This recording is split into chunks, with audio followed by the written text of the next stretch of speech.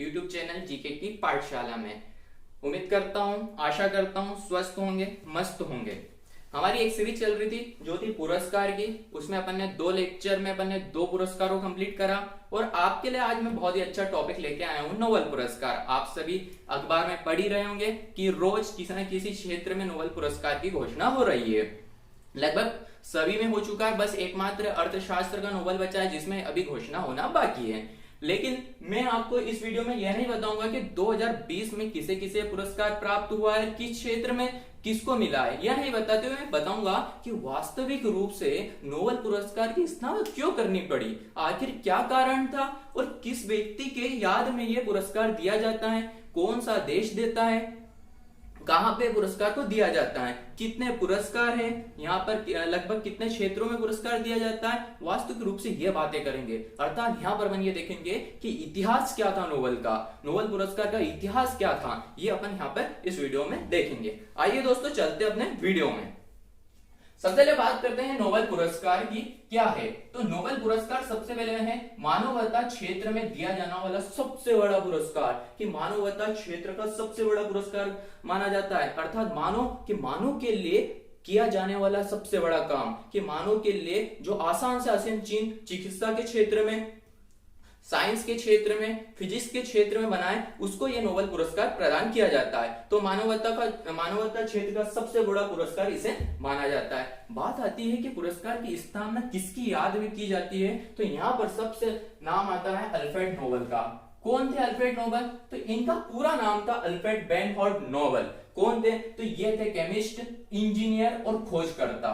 बात आती है कि इंजीनियर भी थे, यहाँ पर खोजकर्ता भी थे, केमिस्ट भी थे। इसका क्या कारण था? तो इसका एकमात्र कारण था कि इनके माता पिता भी बहुत शिक्षित थे।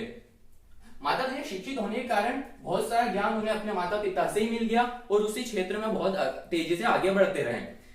फिर आते हैं कि अपन थोड़ा सा अल्फ्रेड नोबेल के इतिहास की जब अपन बात करते हैं कि अल्फ्रेड नोबेल का भी क्या इतिहास रहा, तो ऐसा बोला जा सकता है कि अल्फ्रेड नोबेल का इतिहास बहुत ही शानदार रहा। बहुत सारी कठिनाइयों का सामना उन्हें करना पड़ा और आखिरकार उन्हें बहुत सारी सफलता और बड़ी सफलता भी मिली। तो अब आइए देखते हैं अपन क्या है अल्फ्रेड नोबेल का। सबसे पहले बात करते हैं कि अल्फ्रेड नोबेल का जन्म कब हुआ था। तो यहाँ पे आता है 21 अक्टूबर 1833। कब हुआ था जन्म? तो 21 अक्टूबर 1833 स्टॉकहोम स्वीडन में। कहां पे हुआ था? स्टॉकहोम स्वीडन में, जो स्वीडन की राजधानी है स्टॉकहोम, वहां पे इनका जन्म होता है। इनके माता पिता की बात करें तो इनके पिताजी का नाम था हेमुनल तथा माता का नाम था कैथरीना। दोनों ही बहुत पढ़े लिखे थे। यहाँ पे जो इनके पिता थे वो कौन थे? तो एक इंजीनियर थे। क्या थे? तो इंजीनियर था और इसी का फायदा नोबेल को बहुत मिला। यदि मैं नोबेल के प्रारंभिक जीवन की बात करूं तो अल्फ्रेड नोबेल जो थे उनके माता पिता के चौथी संतान थी, अर्थात चौथे पुत्र थे। इसीलिए प्रारंभिक शिक्षा उन्हें बहुत अच्छे से नहीं मिली और अधिकांश समय बचपन में वो बीमार हुआ करते थे। फिर अपन देखते हैं यहाँ पर आगे क्या क्या हुआ, उसको अपन देखते हैं। सबसे पहले बात करते हैं उनके पिताजी को लेते हुए, उनके इतिहास को बनाते हुए अपन आगे चलेंगे। सबसे पहले बात करते हैं इनके पिताजी यहाँ पे 1833 में एक कंपनी में काम करते थे, इंजीनियर थे उस कंपनी में और बहुत अच्छी पद पे भी थे। लेकिन क्या हुआ, धीरे धीरे उनकी कंपनी यहाँ पर समाप्ति की ओर जा रही थी, मतलब यहाँ पर दिवालिया घोषित होने के कगार पे ही आ गई थी। और यही कारण हुआ कि 1837 में पिताजी कहां चले गए? रूस में चले गए। कहां चले गए? रूस में चले गए। और रूस जाने के बाद उनके पिता ने एक और कंपनी, यहाँ पर छोटी कंपनी लगाने का प्रयास करा। प्रारंभ में तो उनके पिताजी नोबेल और उनकी फैमिली को यहाँ पर नहीं ले जाते हैं, रूस नहीं ले जाते हैं। लेकिन जैसे ही यहाँ पर जाके उनकी कंपनी को बहुत अच्छा फायदा तथा उनका सेटअप पूरा हो जाता है, उसके बाद वहां पर उनके अल्फ्रेड नोबेल और उनके परिवार कहाँ पे आ जाते हैं? तो रूस में आ जाते हैं। कहाँ आ जाते हैं? तो 1842 कितने साल बाद? तो यहाँ पे 5 साल बाद अल्फ्रेड नोबेल की फैमिली पूरी यहाँ पर कहाँ पे आ जाती है? यहाँ पे 1842 में रूस में आ जाती है। अब उनके पिता बहुत अच्छा पैसा भी कमाने लगे थे और उनकी कंपनी भी बहुत अच्छी ग्रोथ करने लगी थी। और यही कारण था कि उनके पिताजी ने क्या करा कि नोबेल को एक बहुत अच्छे महंगे स्कूल में डाला और स्कूल में डालने के साथ ही क्या करा, उनको बहुत अच्छी ट्यूशंस भी दी, अच्छे टीचरों के साथ। और अमीर जो जिनकी फीस ज्यादा होती थी उनको ये ट्यूशन नोबेल को प्रदान करी। अब नोबेल तो बचपन से ही क्या थे? दिमाग से बहुत अच्छे थे, क्योंकि पता है पिता और माताजी भी शिक्षा के क्षेत्र में बहुत अग्रसर थे। और यही कारण था कि नोबेल जो अल्फ्रेड नोबेल थे वो भी बहुत अच्छे पढ़ाई में थे। और यही कारण हुआ कि 16 वर्ष की आयु में ही, लगभग यहाँ पे 16 वर्ष की आयु में केमिस्ट बन गए। बहुत बड़ी बात है कि 16 वर्ष की आयु में क्या बन गए, केमिस्ट बन गए। उसके बाद इनकी रुचि क्या में फिजिक्स साइंस में ज्यादा थी, तो उनके पिताजी ने काय में दाखिला करवा दिया, यहाँ पर इंजीनियर के क्षेत्र में बढ़ते हुए इंजीनियर में। और इसी के साथ 16 वर्ष की आयु के साथ ही यहाँ पर अल्फ्रेड नोबेल ने इंग्लिश, फ्रेंच, रशियन और स्वीडिश जैसी भाषाएं सीख ली थी। मतलब देखिए आप 16 या 17 वर्ष आयु का बालक यहाँ पर 4 भाषाओं का ज्ञान प्राप्त कर लेता है। उसके 2 कारण हो सकते हैं, क्योंकि यहाँ पर पहले स्वीडन में थे तो स्वीडिश तो सीख ही गए थे, उसके बाद वो रूस आ गए तो रशियन भी सीख लेते, इंग्लिश एक कॉमन भाषा बोला जा सकता है तो वो भी सीख लेते, लेकिन फ्रेंच भी यहाँ पर सीख लेते। ऐसा कहा जाता है कि जो व्यक्ति जितनी अधिक भाषाओं का ज्ञान अर्जित या लिख पढ़ सकता है वो उतना ही अधिक तरक्की करता है। बात करते हैं अपन तो अल्फ्रेड नोबेल की। यहाँ पर बहुत अच्छी तरीके से उनकी तरक्की चल रही थी। उनके पिताजी की जो कंपनी थी उसमें एक्चुअली बनता क्या था, तो वहां पे युद्ध के उपकरण बनते थे, अर्थात युद्ध में उपयोग किए जाने वाले उपकरणों को वो बनाया करते थे। उसके बाद बात करते हैं यहाँ पर 1856 में एक दुर्घटना हुई। 1856 में क्या हुआ, क्रीमिया का युद्ध, जो क्रीमिया का युद्ध था वो समाप्त हो गया। अब क्रीमिया का युद्ध क्या था, इसको अपन इतिहास में देखेंगे क्रीमिया का युद्ध वास्तविक रूप से था क्या। बात करते हैं कि 1856 में ये युद्ध समाप्त होने के कारण अब क्या थी, उनके पिताजी की जो कंपनी थी वो एक्चुअली बनाती थी, क्या बनाती थी, युद्ध के उपकरण बनाती थी। और यही कारण हुआ कि 1856 में क्रीमिया का युद्ध समाप्त हो गया। अब उनको जो ऑर्डर आते थे उनकी कंपनी को वो सब बंद होने लगे। और धीरे धीरे जाकर 1859 में कब, तो 1859 में क्या हुआ, कंपनी को दिवालिया घोषित कर दिया गया, अर्थात यहाँ पर फिर उनके पिताजी की कंपनी डूब गई। लेकिन अल्फ्रेड नोबेल ने क्या करा, इसको बहुत अच्छी तरीके से लिया और निरंतर अग्रसर होते रहे। उन्होंने लगभग 1856 में ही क्या पिताजी के साथ कंपनी में ज्वाइन कर ली थी, क्या अपने पिताजी के साथ काम करते थे और बहुत सारी चीजें यहाँ पे सीखने का प्रयास वो करते थे। फिर यहाँ पर 1862 में अल्फ्रेड नोबेल ने खुद की एक कंपनी प्रारंभ कर दी। क्या प्रारंभ कर दी, तो 1862 में नोबेल ने, जो अल्फ्रेड नोबेल थे, उन्होंने अपनी कंपनी प्रारंभ कर दी थी।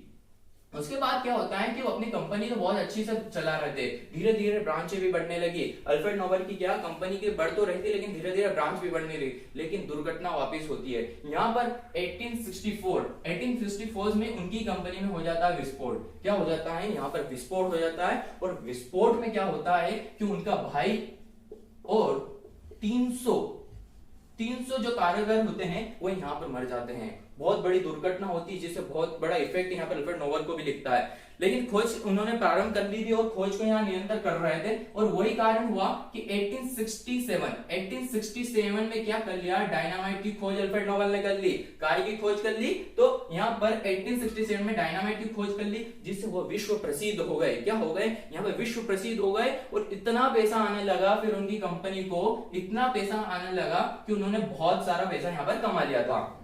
डायनामाइट की खोज होने के बाद एक क्या होता है, यहाँ पर 1863 में एक स्वीडन कंपनी है जो आर्म फैक्ट्री होती है, जहां पे युद्ध के उपकरण बनते हैं। क्या बनते हैं, यहाँ पर युद्ध के उपकरण बनते हैं, वहां पर उनका इंटरेस्ट आता है। और 1893 में स्वीडन की कंपनी आर्म फैक्ट्री में यहाँ पर जहाँ पे युद्ध के उपकरण बनते हैं वहां पे इंटरेस्ट आने के बाद वो अंतिम रूप से डिसाइड करते हैं कि मुझे भी इस क्षेत्र में आगे बढ़ना चाहिए। और 1894 में क्या करते हैं, इसी कंपनी का समझौता करके बॉफ्स आर्म्स फैक्ट्री की स्थापना करते हैं। कौन सी फैक्ट्री की, तो बोफर्स आर्म फैक्ट्री की स्थापना करते हैं। ये वही बोफर्स है जिसमें कांग्रेस सरकार यहाँ पर घोटाले में फंसी थी। उसके बाद बात करते हैं कि अंतिमतः वास्तविक रूप से नोबेल पुरस्कार की स्थापना क्यों हुई, उसका क्या कारण था, ये अब अपन देखते हैं क्या हुआ। जब यहाँ पर 1864 में जब विस्फोट होता है तो वहां पे क्या होता है, एक अखबार होता है।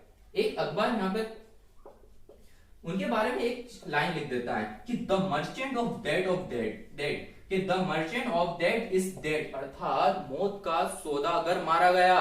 और मौत का सौदागर माना गया उसका मतलब क्या था, क्योंकि वो युद्ध के उपकरण बनाते थे। और उसी कारण उन्होंने क्या लिख दिया, वैसे उनकी मृत्यु नहीं हुई थी, उनके भाई की हुई थी, और इसी कारण उन्होंने क्या लिख दिया, अखबार वालों को लगा उनकी मृत्यु हो गई। तो यहाँ पर the merchant of the dead is dead, उन्होंने एक लाइन पढ़कर उन्हें बहुत ही बुरा लगा और उन्होंने सोचा कि ये ऐसा नहीं होना चाहिए कि मेरे मरने के बाद मुझे इस तरह याद करा जाए। और वही कारण था कि 1895 में अंतिम बार क्या करा, तो यहाँ पर 1895 में अंतिम बार वसीयत लिखी और इस वसीयत में लिखा कि मेरी पूरी कमाई का 94% यहाँ पर मानवता क्षेत्र में प्रदान किया जाएगा या पुरस्कार के क्षेत्र में प्रदान किया जाएगा। इनकी लास्ट वसीयत थी जो 1895 में लिखी थी, इसमें इन्होंने यही लिखा कि मेरी पूरी कमाई जितनी भी मेरी पूरी कुल संपत्ति है उसका 94% यहाँ पर मानवता क्षेत्र में प्रदान किया जाएगा। और यही कारण था कि नोबेल की स्थापना होती है। अल्फ्रेड नोबेल ने लगभग 355 खोजें करी, बहुत बड़ी बात है, 355 खोजें, और जिसमें से एक सबसे महत्वपूर्ण क्या थी, यहाँ पे डायनामाइट की खोज, और डायनामाइट की खोज यहाँ पर की जाती है। फिर यहाँ पर 10 दिसंबर 1896 में अल्फ्रेड नोबेल की मृत्यु हो जाती है। और अल्फ्रेड नोबेल की मृत्यु के बाद उनकी वसीयत के ही अनुसार यहाँ पर क्या होता है, संस्था का निर्माण होता है। यहाँ पर संस्था का निर्माण होने के लगभग 5 वर्ष बाद 1901 में क्या होता है, तो 1901 में की जाती है नोबेल पुरस्कार की स्थापना। यहाँ पर नोबेल पुरस्कार की स्थापना हो जाती है, लगभग 5 वर्ष यहाँ पर पूरी संस्था को बनाने में लगते हैं। अब बात करते हैं कि ये संस्था को स्थापना होने के बाद किन किन क्षेत्रों में दिया जाता है। तो पहली बार जब यहाँ पे स्थापना हुई थी, जब ये केवल 5 क्षेत्रों में दिया जाता था। देखते हैं अपन कौन से ये 5 क्षेत्र है। पहला है केमिस्ट्री, दूसरा है फिजिक्स, थर्ड है पीस मतलब शांति, और फोर्थ है लिटरेचर अर्थात साहित्य, और फिफ्थ यहाँ पे मेडिसिन अर्थात चिकित्सा के क्षेत्र में दिया जाता था। यह 5 क्षेत्र थे जिसमें यह पुरस्कार दिया जाता था। लेकिन 1968 को एक और क्षेत्र यहाँ पर शामिल किया गया जो अर्थशास्त्र, जो इकोनॉमिक्स था। कौन सा, तो यहाँ पर इकोनॉमिक्स था। तो यहाँ पर यही जानना है आवश्यक था केवल कि यहाँ पर कितने क्षेत्रों में दिया जाता है। तो नोबेल पुरस्कार दिया जाता है 6 क्षेत्रों में। पहला केमिस्ट्री, दूसरा फिजिक्स, तीसरा पीस, और चौथा है लिटरेचर, और 5वां है मेडिसिन अर्थात चिकित्सा के क्षेत्र में, और छठा जो आता है वो है इकोनॉमिक्स जो 1968 में जोड़ा गया। बात करते हैं कि इसमें कितनी प्राइस मिलता है, कितने रुपए मिलते हैं। तो ये याद करना नहीं होता है क्योंकि ये निरंतर चेंज होते रहता है। इसके पिछले लगभग 2019 में जो मिला था वो लगभग यहाँ पर 8 मिलियन के लगभग यहाँ पे प्राइस मिला था। थोड़ी सी जानकारी और मैं यहाँ पे बताने का प्रयास करता हूँ कि यदि अपन मान ले कि यहाँ पर फिजिक्स के क्षेत्र में किसी को नोबेल मिला है और वो 2 व्यक्ति हैं, ए और बी, किस व्यक्ति को, ए और बी को ये नोबेल मिला है, तो जो प्राइस है वो किस प्रकार बढ़ता है। जैसे अपन ने मान लिया कि 8 मिलियन है, 8 मिलियन का प्राइस है, तो यहाँ पर ऐसा नहीं होता कि ए को भी 8 मिलियन मिलेगा, बी को भी 8 मिलियन मिलेगा, ऐसा नहीं होता है। यहाँ पर राशि को बांट दिया जाता है कि यहाँ पर 4 मिलियन ए लेगा और 8 मिलियन बी लेगा। इस प्रकार यहाँ पर जो पुरस्कार है उसका वितरण किया जाता है। दोस्तों ये था अपना कि नोबेल का इतिहास क्या था, कि वास्तविक रूप से नोबेल का यहाँ पे स्थापना क्यों करनी पड़ी, क्या कारण थे अल्फ्रेड नोबेल ने इतने बड़े पुरस्कार की यहाँ पे स्थापना कर दी। तो ये था अपना इतिहास। अगले लेक्चर में अपन देखेंगे कि 2020 में किन्हें किन्हें पुरस्कार मिले हैं, और साथ में यह भी बताऊंगा कि इंपॉर्टेंट जो पुरस्कार, नोबेल पुरस्कार अभी तक बढ़े हैं पूरे इतिहास से लेकर अभी तक, वो कौन कौन व्यक्ति है, और भारत के जितने भी व्यक्ति है उनका भी अध्ययन अपन अगले लेक्चर में करेंगे। थैंक यू वेरी मच, मिलते हैं अगले वीडियो में।